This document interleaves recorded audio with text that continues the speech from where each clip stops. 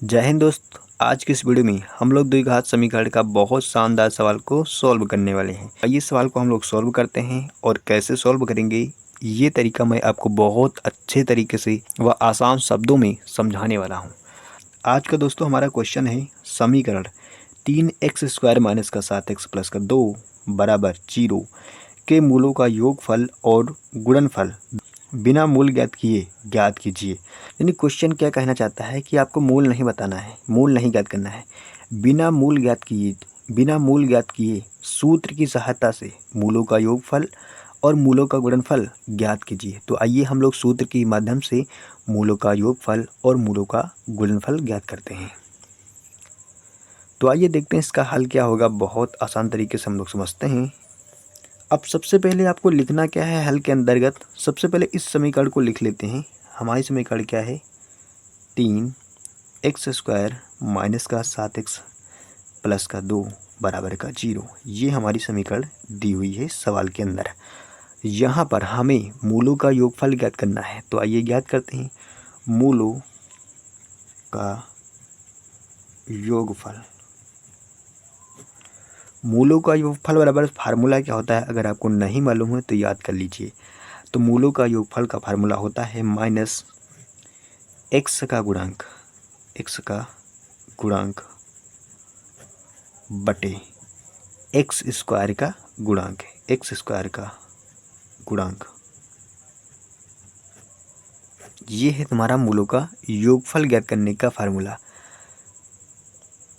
तो यहाँ पर हमें मालूम है माइनस लगाएंगे, उसके बाद x का गुणांक क्या है, यानी कि इस समीकरण में आपको बताना है देखकर कि x का गुणांक क्या है। तो यहाँ पर हमें मालूम है कि x का गुणांक यानी कि x का गुणांक यहाँ पर -7 है। तो हम लोग क्या लिखेंगे -7 बटे x² का गुणांक, यानी कि x² का गुणांक इस समीकरण में क्या है तो 3 है।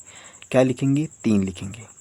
अब यहाँ पर ब्रैकेट को क्लोज करेंगे और माइनस माइनस का जब भी झगड़ा होगा तब ये दोनों झगड़ा करेंगे, हो जाएगा प्लस का। क्या हो जाएगा प्लस का। और यहाँ पर क्या हो जाएगा 7/3 था और यही रहेगा, क्या हो जाएगा 7/3।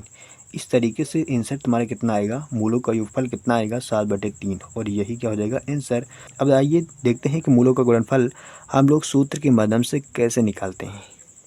तो दोस्तों मूलों का गुणनफल ज्ञात करने के लिए फार्मूला आपको कौन सा लगाना है, आइए देखते हैं। क्या लिखेंगे मूलों का गुणनफल। मूलों का गुणनफल बराबर क्या होता है अचर पद बटे x² का गुणांक। यही फार्मूला आपको इस दुनिया में लगाना है। मूलों का गुणनफल बराबर क्या होता है अचर पद बटे x² का गुणांक। अब अचर पद क्या होता है, यानी कि समीकरण के अंत में जो तुम्हें अंकों के रूप में दिख रहा है इसको बोलते हैं अचर पद। यही है कि तुम्हारा अचर पद। कैसा लिखा, अकेला लिखा है और प्लस में लिखा हुआ है। तो अचर पद क्या हो जाएगा प्लस का 2, इसके सामने हम लोग प्लस नहीं लगाते हैं, ठीक है। अब देखिए यहाँ पर x² का गुणांक क्या है, तो अभी हमने क्या देखा x² का गुणांक कितना दिया है 3 दिया है। तो नीचे कितना हो जाएगा 3 और यही तुम्हारा क्या हो जाएगा इस क्वेश्चन का आंसर।